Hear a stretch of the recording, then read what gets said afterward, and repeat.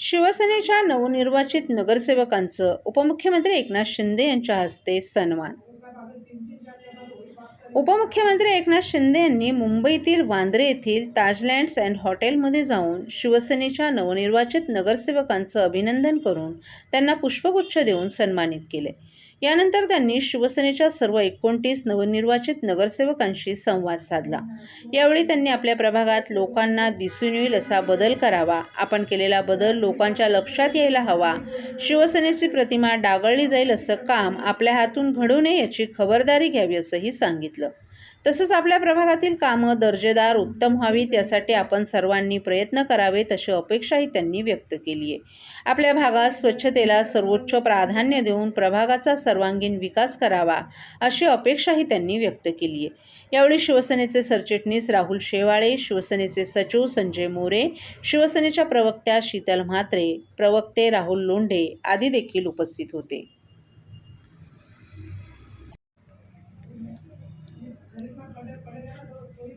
भाजपचे ठाणे जिल्हाध्यक्ष ॲडव्होकेट संदीप लेले ठाणे भाजपसाठी लकी अध्यक्ष। राज्यातील इतर शहरांप्रमाणेच ठाणे शहरातही महायुतीचा निर्विवाद विजय झालाय।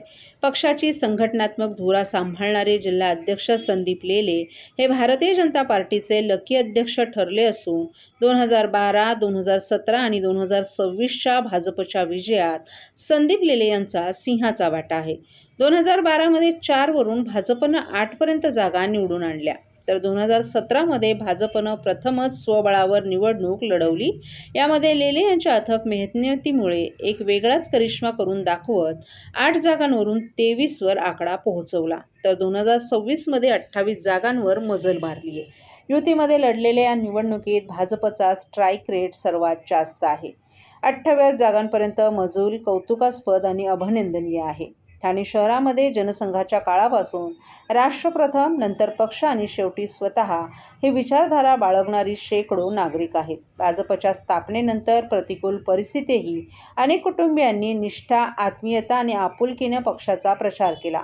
अत्यंत मर्यादित साधनांच्या बळावर भाजपच्या विचारांची ज्योत तेवत ठेवली। अशा कुटुंबियांमध्ये लेले कुटुंबियांचा समावेश आहे। याच कुटुंबियातील संदीप लेले हे तरुण अध्यक्ष आज ठाणे शहर जिल्हा भाजपसाठी लकी अध्यक्ष म्हणून ठरले आहेत। भाजपनं ठाणे शहरात अनेक वर्ष संघर्ष केला। भाजप आणि शिवसेनेची राज्यस्तरावर युती असली तरी अनेक निवडणुकीत भाजप आणि शिवसेना समोरासमोर लढली होती, परंतु पक्षाची ताकद 5 नगरसेवकांपुढे जात नव्हती। अशा परिस्थितीत भाजपच्या राज्यस्तरीय नेतृत्वानं नवीन वाट चोखाळून प्रथमच संघाच्या मुशीत तयार झालेला आणि अखिल भारतीय विद्यार्थी पक्षामध्ये ताळून सुलाखून निघालेल्या संदीप लेले यांची ठाणे शहर जिल्हाध्यक्षपदी निवड केली। एक प्रामाणिक, मेहनती आणि जनसामान्यांसाठी झटणारा कार्यकर्ता म्हणून संदीप लेले यांची ओळख आहे।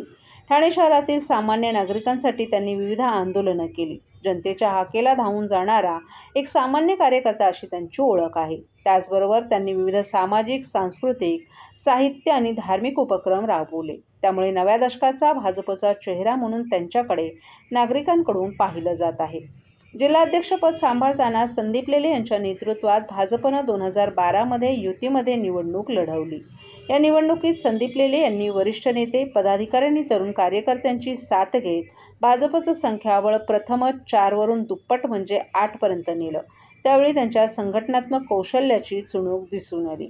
भाजपच्या नेतृत्वानं सलग 3ऱ्या महापालिका निवडणुकीसाठी 2025 मध्ये पुन्हा संदीप लेले यांची अध्यक्षपदी निवड केली। पक्षाचे वरिष्ठ नेते, प्रमुख कार्यकर्ते, युवा मोर्चा आणि महिला मोर्चातील कार्यकर्त्यांच्या समन्वयानं भाजपनं स्वबळाची तयारी केली होती, परंतु मुख्यमंत्री देवेंद्र फडणवीस आणि भाजपचे प्रदेशाध्यक्ष रवींद्र चव्हाण यांच्या सूचनेनुसार भाजप, शिवसेना, RPI आठवले यांची युती झाली।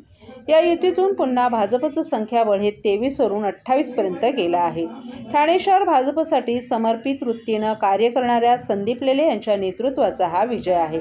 संदीप लेले यांचं हार्दिक अभिनंदन आणि पुढील वाटचालीसाठी त्यांना शुभेच्छाही देण्यात येत आहेत। उत्साह निर्माण झाला। आधी युती झाली, युतीमध्ये अत्यंत कमी जागा मिळाल्या, तरी पण ज्या जागा मिळाल्या तशा निवडून येण्यासारख्या वाढीव 5 जागा मिळाल्या। आधी आमच्या 23 होत्या, आणि ज्या निवडून येऊ शकतात किंवा आमचे मतदारसंघ होते अशा 5 मिळाल्या.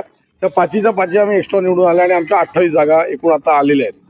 आणि त्याच्यात गंमत अशी झाली आहे की निवडणुकीपूर्वी आम्ही घोषणा देत होतो चप्पा चप्पा भाजपा वगैरे, नंतर युती झाली आणि एकदमच कमी जागा आल्या, त्यामुळे थोडासा विरस झाल्यासारखं वाटलं. पण नंतर आमच्या लक्षात आलं की खरोखर चप्पा चप्पा झालेलं आहे, कारण ठाण्याची 2 टोकं आहेत, एक दिवाशीळ आहे आणि दुसरं ओळ आहे वडवली, कासार वडवली. तर दिवाशीळ आणि वडवली दोन्ही ठिकाणी आमच्या जागा लागल्या, म्हणजे दोन्ही बॉर्डर्स मध्ये भाजपचं कमळ फुललं, भूमिपुत्र निवडून आले आणि मधल्याही जागा ज्या आमच्या नव्हत्या त्या ठिकाणी त्या वाढ झाली आणि आहे त्या आम्ही टिकवल्या. आणि म्हणून ते दिवाशीळ ते वडवली भाजप वाढवली हा एक उत्साहाने अचानक घोषणा स्फुरली आणि ती कार्यकर्त्यांनी उचलून धरली. साहेब, आता सीट ज्या आहे त्या सर्व नागरिकांना आवाहन करण्यात येत आहे की सध्या डासांमार्फत पसरणाऱ्या डेंग्यू या आजाराचा प्रसार रोखण्यासाठी प्रत्येकाने पुढील प्रमाणे कार्यवाही करावी. डेंग्यू आजार एडिस इजिप्ती हा डास चावल्याने होतो.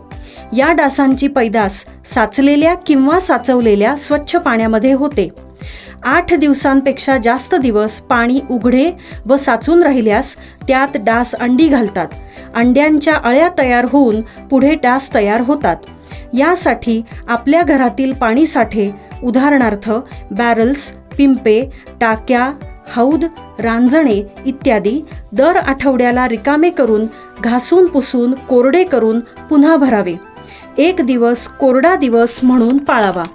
पाणी साठ्यांना घट्ट झाकणे बसवावीत किंवा जुनी साडी, चादर, धोतर यांनी बांधून झाकून ठेवावीत, म्हणजे डास त्यात जाऊन अंडी घालणार नाहीत. घराच्या गच्चीवर, आजूबाजूला, अंगणात कोठेही पाणी साचू देऊ नये. भंगार सामान उघड्यावर टाकू नये. उदाहरणार्थ टायर्स, प्लास्टिक सामान, कुंड्या, टाकाऊ वस्तू इत्यादी. अशा सामानात पावसाचे पाणी साठून त्यात डेंग्यूच्या डासांची पैदास होते. घरातील कूलर्स, फ्रीजच्या पाठीमागील ट्रे हे देखील वेळोवेळी कोरडे करावेत. लक्षात ठेवा, नुसत्या फवारणीने डास घनता कमी होत नाही, तर त्यासाठी डास पैदास ठिकाणे नष्ट करणे ही आपल्या सर्वांची जबाबदारी आहे. कोणताही ताप अंगावर न काढता जवळच्या शासकीय रुग्णालयात मोफत औषधोपचार घ्या. अशा प्रकारे नागरिकांनी सहकार्य केल्यास डेंग्यूचा प्रसार रोखणे सहज शक्य आहे.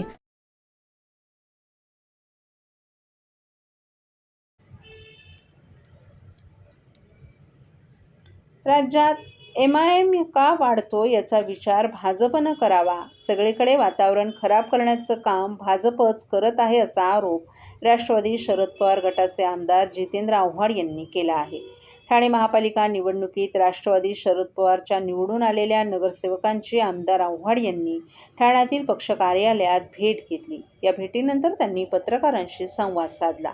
यावेळी त्यांनी निवडणूक आयोगावरही टीका केली आहे. निवडणुकीपूर्वीच आमचे उमेदवार सुधीर भगत यांचं नाव मतदार यादीतून वगळण्याचा प्रकार घडला होता, ज्यामुळे ते निवडणूक लढवू शकले नसते, परंतु आज तेच सुधीर भगत निवडून आले आहेत. निवडणूक विभागाच्या भोंगळ कारभारामुळे आमचे काही उमेदवार थोड्या मतांनी पराभूत झाले, काहींचं मताधिक्य कमी झालं, अन्यथा आमच्या निवडून येणाऱ्या नगरसेवकांची संख्याही अधिक असती, असाही त्यांनी दावा केला. ठाणे महापालिकेत वेगळा विचार करण्याची भाषा भाजप करत आहे, मग मागील 10 दिवस त्यांच्याबरोबर एकत्र का होतात असा सवालही त्यांनी उपस्थित केलाय. भाजपची ही भाषा म्हणजे ठाण्यातील मतदारांना त्यांनी फसवल्यासारखं असल्याचा आरोप आव्हाड यांनी केलाय. अरे आत्ता सकाळ झाली हो, काल रात्री उशिरा निकाल बघून आता सकाळ झाली. आता सकाळ नाही झाली तर तुम्ही विचारता घेणार का नाही घेणार?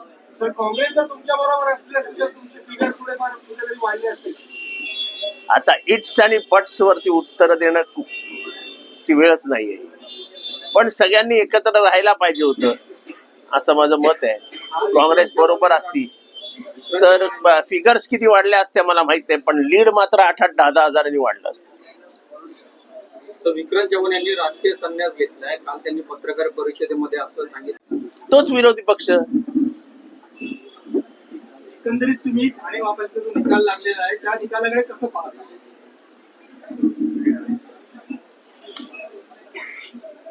म्हणजे योग्य मॅनेजमेंट मुळे कसा फायदा होऊ शकतो पक्षांना याचं उत्तम उदाहरण ठाणं आहे. म्हणजे निवडणूक कर्जबाद करणं, निवडणूक याद्यांमध्येच घोटाळा करणं, जी खरी मतं ज्यांची आहेत त्यांची मतं बाहेर फेकून देणं, हे सगळं करण्याचं काम केलं प्रशासनाने हाताशी धरून केलेलं आहे. तर आता तिसरा सगळ्यात मोठा पक्ष